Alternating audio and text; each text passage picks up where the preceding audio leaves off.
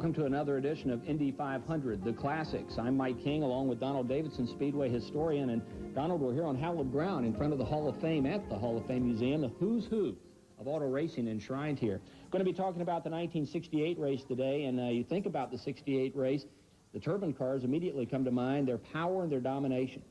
Parnelli Jones almost won the 1967 race, the only turbine in that event. But in 1968, Andy Granatelli went to Colin Chapman of Lotus and had a four-car team of wedge-shaped turbines built, and a lot of the race fans began to wonder if in a year or two we wouldn't be looking at 33 turbines coming down for the green flag. Well, let's take a look and see how the turbines did for qualifying for the 1968 Indianapolis 500. The race starts. Never before in the history of the Indianapolis Motor Speedway have so many thousands upon thousands of people crowded through the gates to witness the greatest event in auto racing. And never before have positions in the first two starting rows been won by men driving so many different types of speed concepts.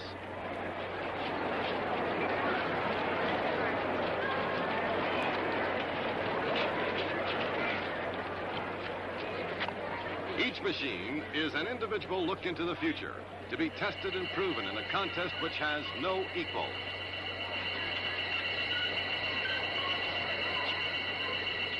That is the essence of the 500. But what is the Indianapolis Motor Speedway? It is a product of the motor racing age, made of bricks, asphalt, cement, and the ground of Indiana.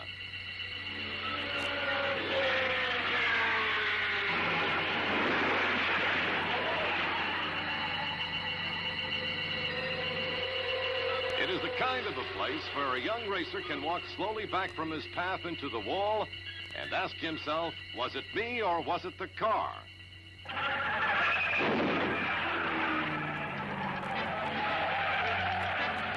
It is a place where a veteran racer can make up his mind in 2 seconds about retiring. It is a place where you spend 29 days getting ready for a 3-hour and 16-minute race, and there's still not enough time. The wind blows, and you slow down. An engine blows, and oil is on the track. Everything stops for hours. Then it rains, and everything stops for days.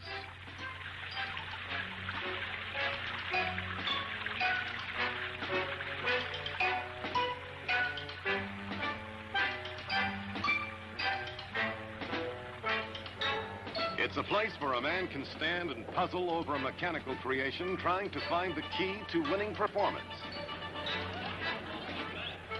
It is the kind of a place where a young man, cast in the image of his famous father, can become a legend in his own time. It's a place where you can be happy because you found a good car or set a new record. But the heart of the 60-year-old Speedway lies here in Gasoline Alley, where men with their eyes on tomorrow experiment and work to make dreams of the future winning realities of today. Get there, watch the car.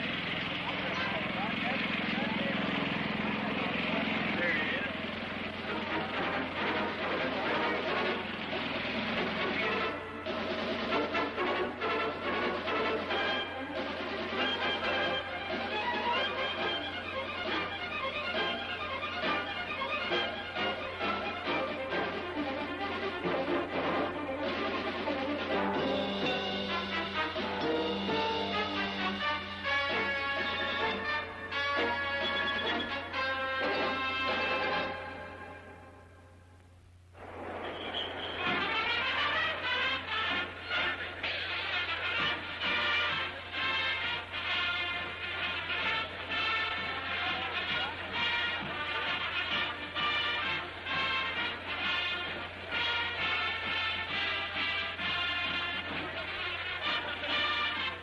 Opening day is colorful, and there's time for things like a ride in a London taxi cab with the highest paid cab driver in history, a chap named Graham Hill, who won the 1966 500.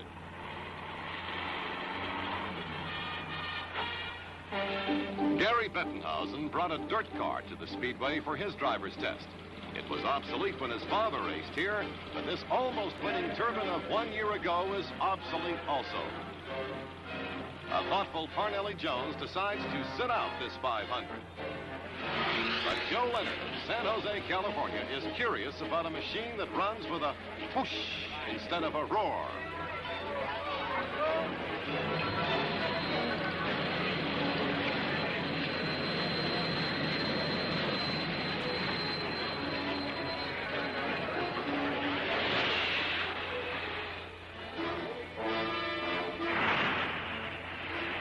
He goes faster and faster.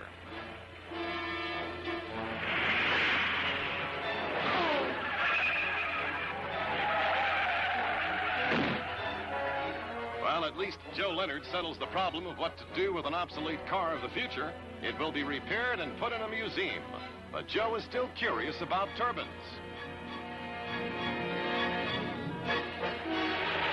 Practice speed for qualifying climbed to 168 miles an hour.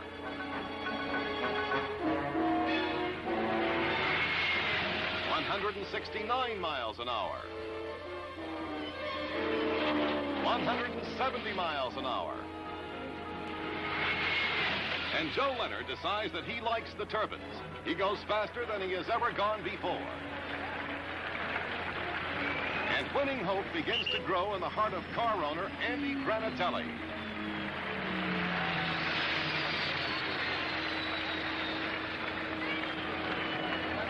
But Mario Andretti hasn't been able to build speed.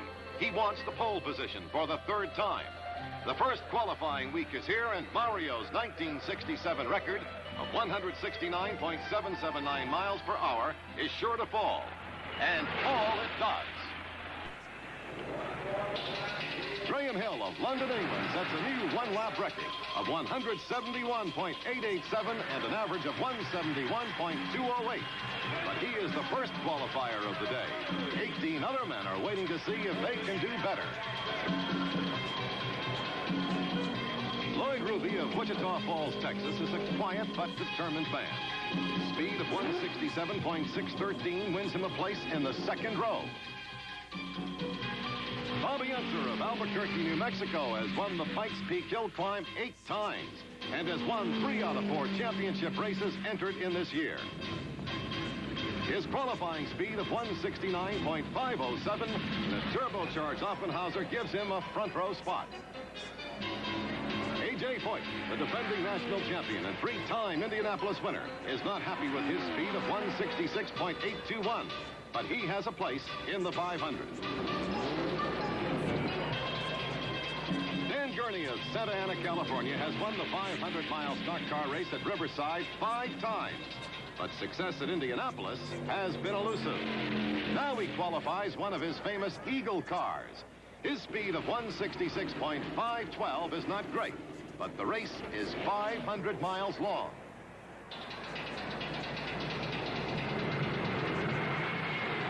Joe Leonard is an 18-year veteran of racing, starting in motorcycles, then stock cars. He finished third in the 1967 500, and now his new romance with the turbine continues as Parnelli Jones watches. His speed climbs to a fantastic new one-lap record of 171.953. The average is 171.559. Last year, 3 Granatelli brothers watched their world come to an end as Parnelli Jones coasted slowly to a stop in the 196th lap. But right now, the sun shines again in Indianapolis. Their turbine is on the pole, and Joe Leonard has taken a big step into the future.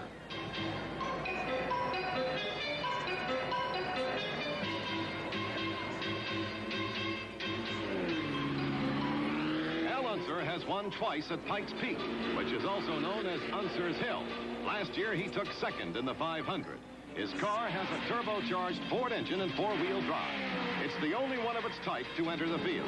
These are the statistics. His speed of 167.069 sounds like another statistic, but it represents driving skill and the work of a master mechanic named George Bignotti. Mario Andretti is on the track with a brand new engine after only 4 laps of early morning break-in.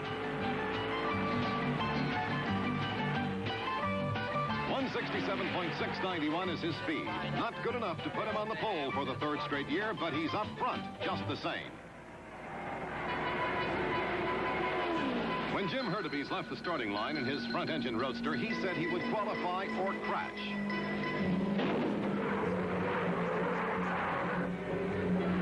Hurtubise will try again another day. One turbine, two turbines, and now three. Art Pollard makes the field.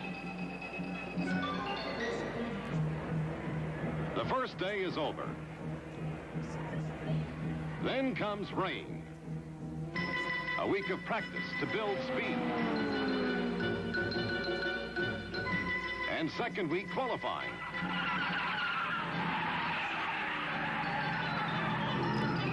There are 17 spots still open in the field. All you have to do is claim one.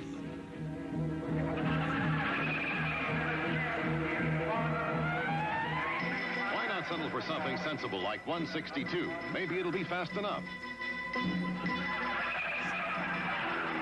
And there's three other turns to learn about, too. Sometimes a rookie like Gary Bettenhausen can see something the veterans can't. Instead of trying to make records, he concentrates on a speed that will make the race. 163.562 is certainly no record, but 11 men, 8 of them veterans, will start behind the new Tinley Park Express. While he qualifies, Bill Vukovich thinks about how he will drive the race. Main concern for a rookie, at least as far as I'm concerned, is to realize that this race is 500 miles long, and I'm going to try to just get in the race and run as smooth and as fast as I can and try to stay out of trouble as much as possible and concentrate on getting the miles under my belt at this racetrack, because all the faster drivers, and I know this to be a fact, that the more miles you get here, the faster you're going to eventually go here. Every mile you run is valuable experience, but you can't run when there's rain. It's frustrating. Just enough to keep the track closed, not enough to go for cover. We are able to use the track. We'll use it for practice for 30 minutes. Remember that race in 1950 when it rained? Johnny Parsons and Dwayne Carter remember. Parsons won it. Henry thinks his watch is broke because it's after 6. It's the last day of qualifying, and officials trying to fill out the field extend the time, which explains why Bill Puterbaugh apologized for only going 157 miles an hour and mumbled something about getting lost in the dark. But on Monday, time is extended again and the scramble is on.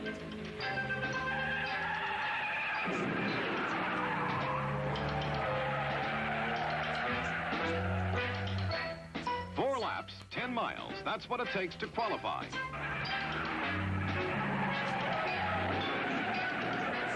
But sometimes winning can be easier than just making the race.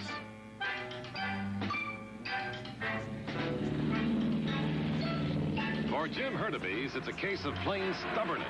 He's made up his mind that his front-engine roadster would make the field. From somewhere, he coaxes that extra bit of speed and qualifies at 162.191.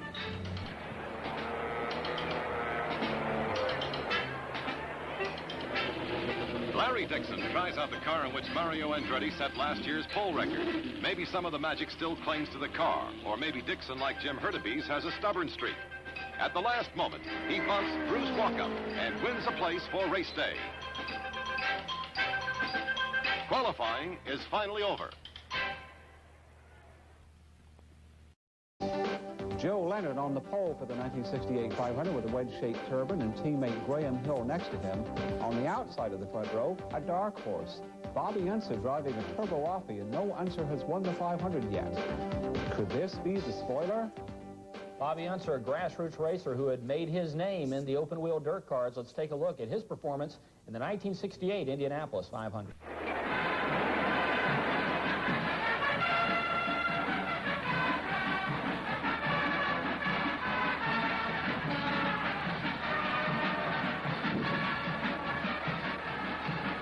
And now, ladies and gentlemen, it's time for those important words from Mr. Holman. Gentlemen, start your engine.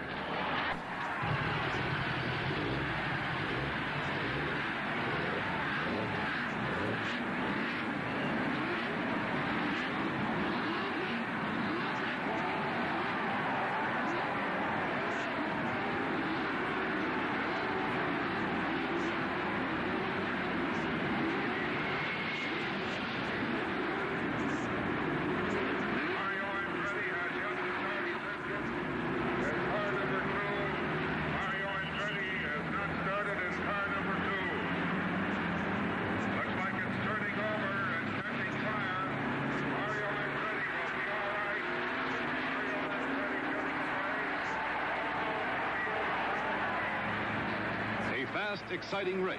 Yes, that will come in a moment when the green flag drops. But right now, the sight of 33 individual steps into the future, traveling in formation at slow speed, is worth all the headaches that brought them together.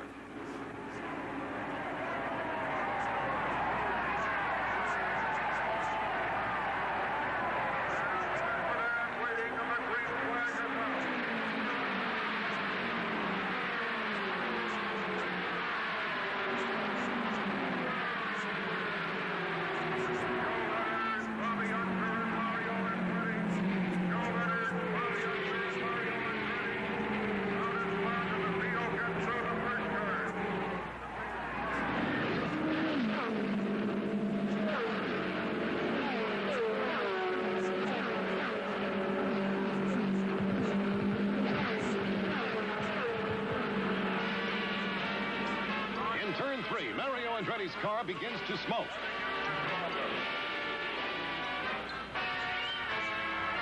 Joe Leonard has moved out from the pole position and leads the field on the first lap.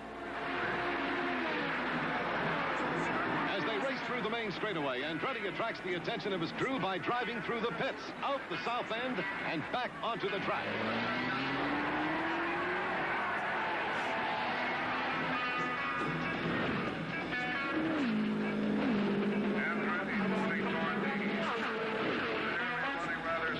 Next time around, he pulls in for a quick diagnosis of his problem, while Leonard leads. Bobby Unser is second.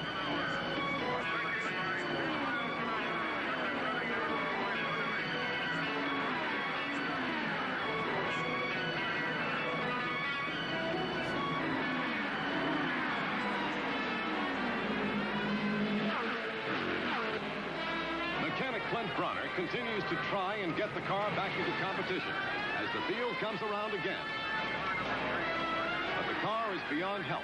It would take several hours to fix. In the 8th lap, Bobby Unser turns on the speed and passes Leonard in the main straightaway.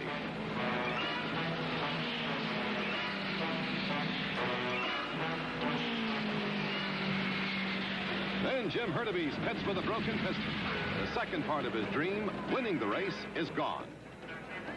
Individual contests develop back in the pack. A.J. Foyt and Al Unser duel on the turns.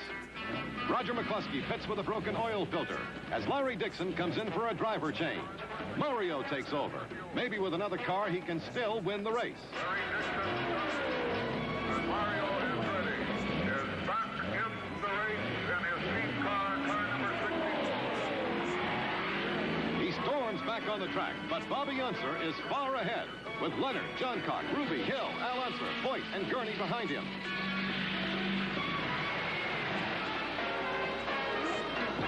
Then Mario comes in again, this time to stay.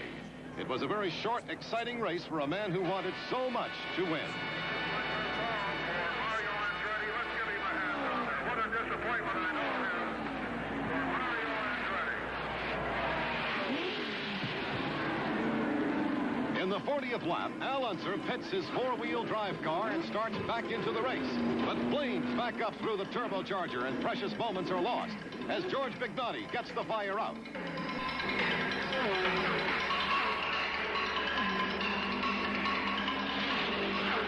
One lap later, Al Unser comes through the main straightaway and hits the wall on turn 1. Reason for the yellow, Unser, car number 24. Cars try to avoid his rolling wheel, and the cleanup crew moves Al's car off the track as fast as possible. All right, in car number 24. That's the reason for the yellow. Al Unser in car number 24. Arnie Knepper comes in with a damaged nose, caused when he hit Unser's wheel. Later, Al is an unwilling spectator in the pits. Bobby Unser still holds his lead over Leonard. Lloyd Ruby has moved into third. But Ruby decides that he will be the first in the group to pit.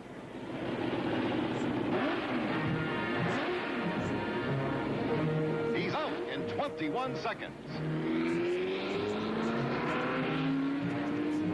Laps later, Unser sacrifices the lead, comes in and goes out in 27 seconds. makes it in 26 seconds. And last year's winner, A.J. Foyt, is out. When everything settles down again, Ruby has the lead. Unser is second, and Leonard third. Dan Gurney makes his second pit stop halfway through the race. Unser and Leonard have moved ahead of Ruby. Graham Hill is fourth. A few laps later, Graham Hill loses a wheel in turn 2 and hits the wall.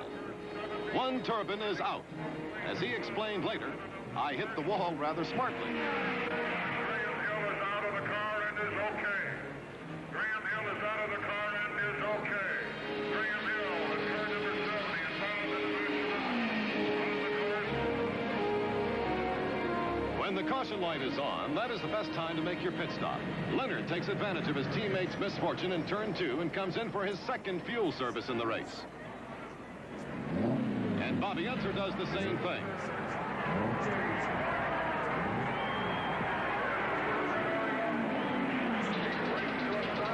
Joe is out first, taking the lead. But Unser runs close to him. In the 120th lap, the green flag speeds the field, and Bobby Unser drives right on by Leonard like he was standing still.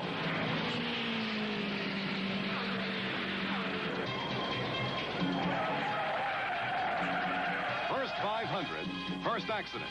Bill Vukovich gets acquainted with turn 3. He's okay. The car is okay, and he gets a restart. But Rutherford and McElreath tangle. Mosley spins into the infield. And McElreath comes in to get something done about his damaged nose. Teammate A.J. Foyt has some idle time on his hands, so he takes 12 minutes to install a new radiator core in McElreath's car. Debris on the track puts the caution light on. Joe Leonard gets the signal to pit, but the green comes back on before he can get in, and now he is confused. But Andy lets him know just what he wants.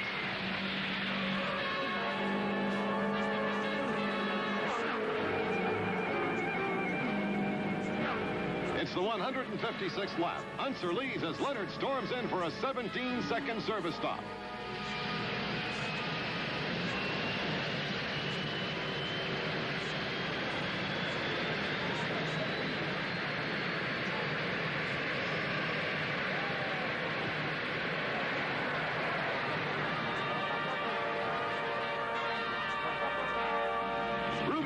At this point, as Unser makes his third pit stop. Leonard has taken over second spot. Then the bottom drops out of Lloyd Ruby's world. He is forced into the pits again with ignition trouble. He waits while his crew gallantly finds the trouble and replaces a coil in 6 minutes, 29 seconds.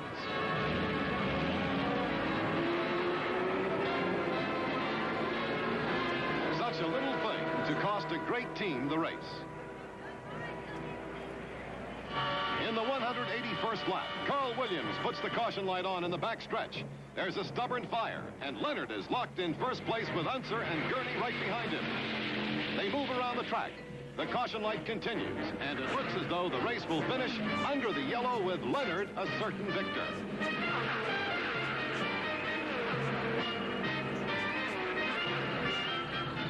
But the wreckage is towed away. At the start of the 192nd lap, the green flag comes out and the incredible happens. Joe Leonard accelerates, but nothing happens. The turbine engine dies, and the car rolls to a stop in turn 1 as Bobby Unser sweeps into the lead. Andy Granatelli is stunned. This is the kind of a nightmare which can happen in broad daylight. And as if to prove it, Art Pollard's car quits cold in turn 3. 1, 2, 3 turbines qualified. 1, 2, 3 turbines went out of the race. A great race driver walked slowly past winner's circle. He fell just 20 miles short of being there. Another man will now claim that honor.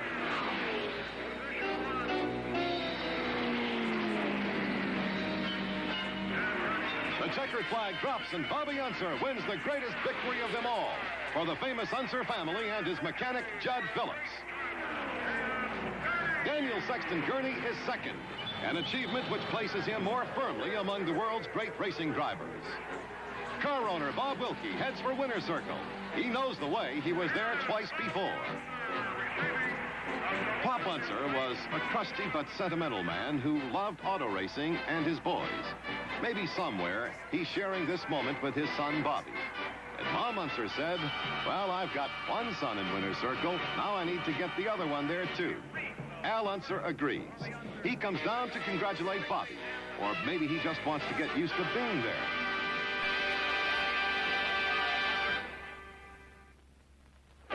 And how about that Rookie of the Year? Well, he's still the son of his famous father, but Bill Vukovich is now a veteran race driver as well. And that is the other thing about the Indianapolis Motor Speedway.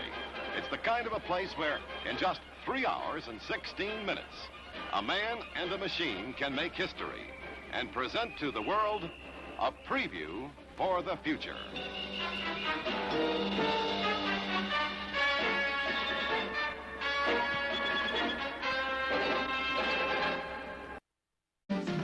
Ironically enough, Bobby Unser's car that he won in 1968, wearing the number 3, it was 3 wins that helped put Bobby Unser in the Hall of Fame here at the Indianapolis Motor Speedway. Interesting, too, about this car. It looks like something's missing back there, Donald, but in fact, there is nothing. It looks like the rear wing fell off. Well, in those days, you couldn't put one on. Everybody wanted to, and some people found a way around it, but it was 1972 before you could bolt a rear wing on. So Bobby Unser, the winner of the 1968 Indianapolis 500. For Donald Davidson, I'm Mike King. We hope you'll join us again next time for another Indy 500, the classic.